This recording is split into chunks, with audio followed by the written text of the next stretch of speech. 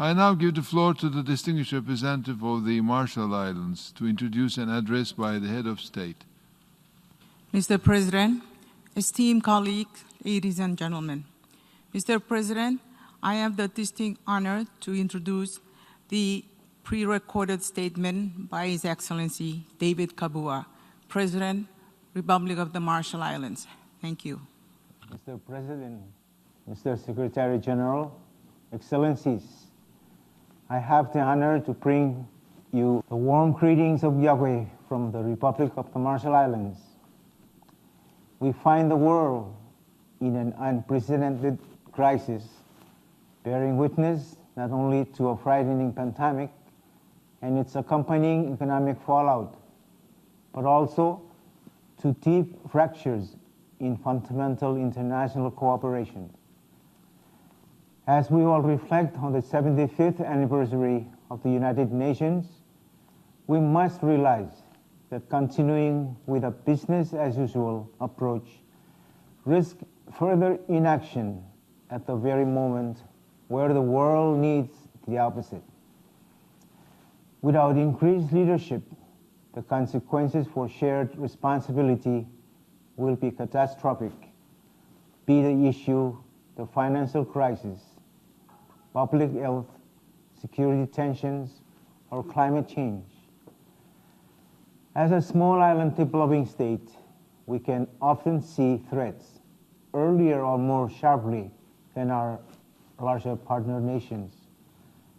And in the Pacific, we can readily recall the deeper history of World War II and the very reasons why the UN was founded. But to rise to meet contemporary challenges, the UN must improve its political relevance and be truly fit for purpose in both messaging and delivery. Mr. President, the Republic of the Marshall Islands remains one of the very few nations in the world without a single confirmed case of COVID-19. Like some of our neighbors, we undertook early measures which avoided exposure to our vulnerable population, but which have left us in a deep isolation. Our substantial populations living abroad have been exposed to serious outbreaks, and as our borders remain largely closed, we have struggled to see friends and relatives in danger and pain, not just in our own population, but around the world.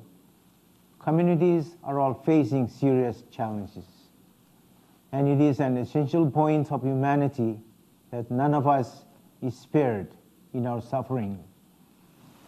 The Pacific Islands Forum and many multilateral and key bilateral partners have already delivered important assistance to bolster our medical capacity to address outbreaks. Yet, we remain in a sharp and growing economic crisis as one of the busiest tuna ports in the world. Our economy is closely and uniquely dependent upon fisheries, and the very COVID measures which keep our population safe are also having an adverse impact on our revenue streams. We are fragile, and cutbacks are throwing us backwards in our basic development. At the very time we must be moving forward, it is vital that the international system strengthen approaches which recognize targeted island-tailored economic recovery strategies. We join many others in seeking to build back better with green resilience through a range of sustainable approaches to benefit key social sectors and the environment.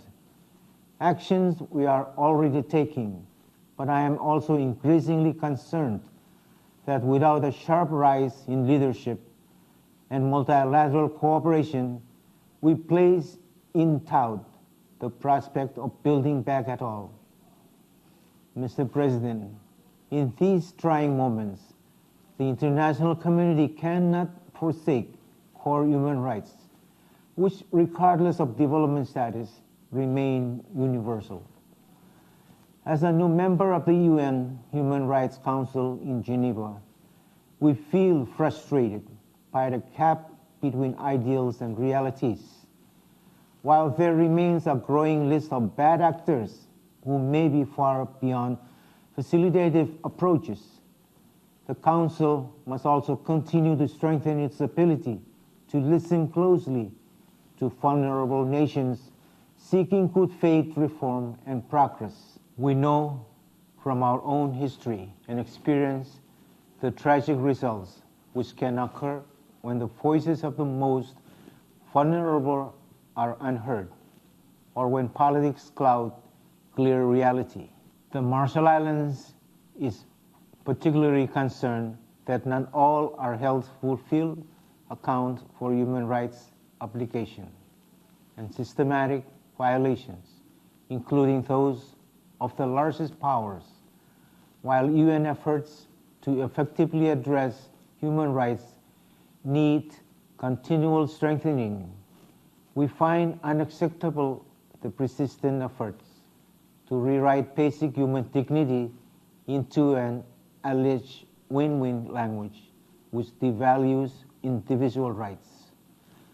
Even if we are in a minority, we will not be silent on this matter.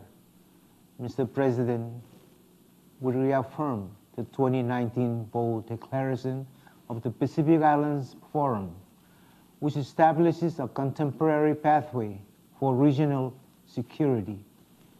It is vital that as small island developing states, we work with democratic partners to maintain and strengthen our security as truly independent nations, not subject to the forceful influence of larger powers. The Marshall Islands underscore the complex security environment in our Pacific region and the need for a stronger focus on emerging and cross-cutting security drivers within fragile states, including climate change. We want to underscore the urgent need for tangible and text-based efforts towards UN Security Council reform. Mr. President, the wider Marshall Islands is a nation which is over 99% ocean. We joined our fellow Pacific nations in building upon our traditional cultural roles as stewards of the ocean. While small islands developing states have a unique role in oceans discussions, a wider global response is needed to ensure that our youngest and future generations will benefit from healthy oceans. The Pacific Islands have taken a leading role in working towards more sustainable tuna fishing, which also ensures human rights and is a key source of global security. Yet here, to stronger international leadership and political commitment is needed.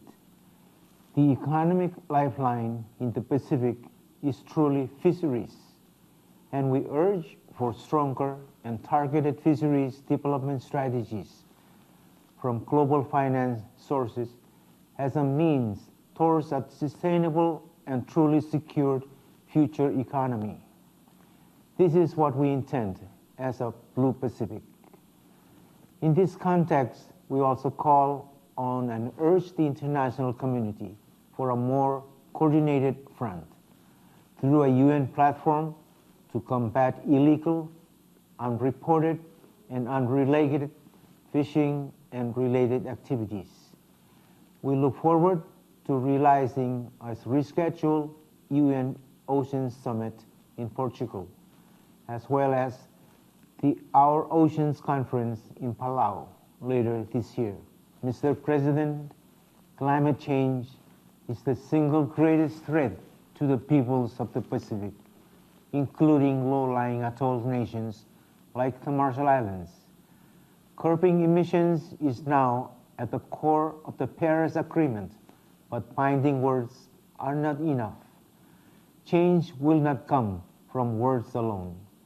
Change relies on my fellow UN members.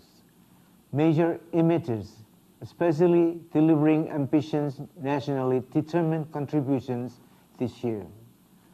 It relies on us all seizing the opportunity posed by the unprecedented scale of economic recovery to create a zero-carbon future. It relies on solidarity and the resources for us all to build a better future. Change relies on protecting the most vulnerable because those on the front line, whether healthcare workers battling the pandemic or small island nations sounding the alarm on climate change, are critical to the survival of us all. Adaptation to climate change will hold off the worst impacts if the world lives up to its promise of 1.5 degrees Celsius. But adaptation is also a complex goal at a time when we often struggle to deliver the basics and requires finances, just as our economy is reeling from COVID-19's effects. There are two things we need to secure our future: for the world to help us adapt to the changes that will come with a 1.5 degree temperature rise, and to make sure that is the limit. Mr. President, as a former strategic UN trusteeship, the Marshall Islands knows all too well the consequences of inaction by the international system. Between 1946 and 1958, 67 large-scale nuclear weapons were tested in the Marshall Islands, including many authorized by 2 UN resolutions. This remains a lasting legacy, which is also a contemporary challenge passed down through generations as a significant human rights challenge. No other people should ever have to bear the burdens which we know from nuclear exposure. We remain a beacon for stronger international efforts to reduce and eliminate nuclear risk. Real results, not symbolic lip service, is needed to unpack and address the often complex situations which often accompany nuclear risk. In particular, we remain alarmed over recent events in North Korea and call for full implementation of UN Security Council resolutions.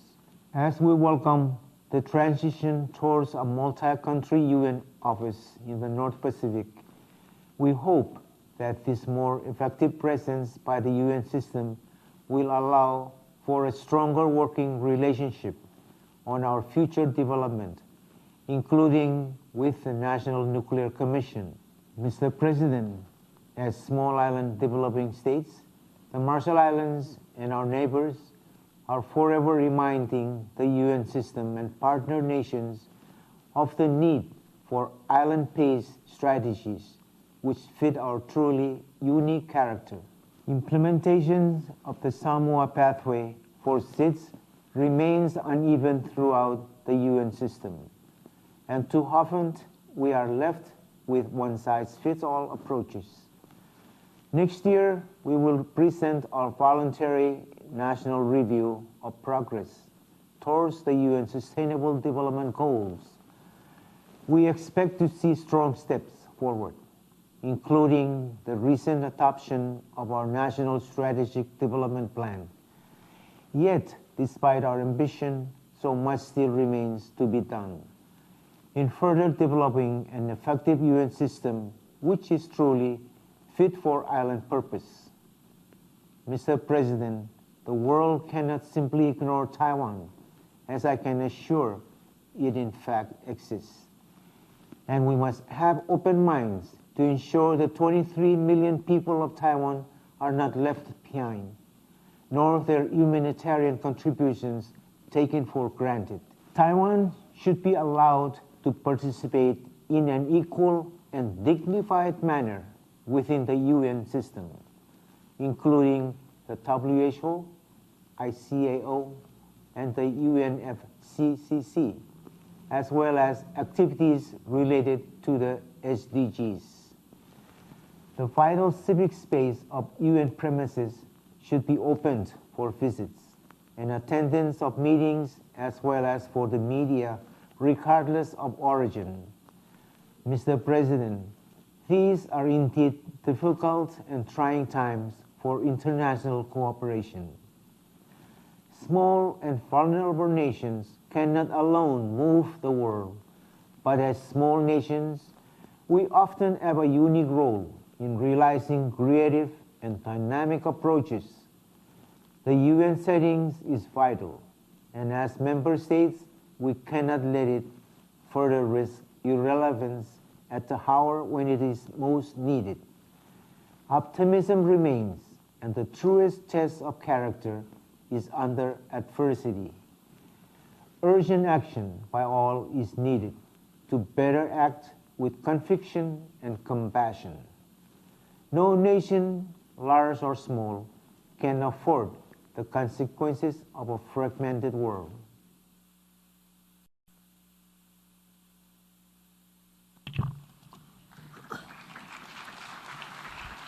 On behalf of the General Assembly, I wish to thank the President of the Republic of the Marshall Islands for the statement just made.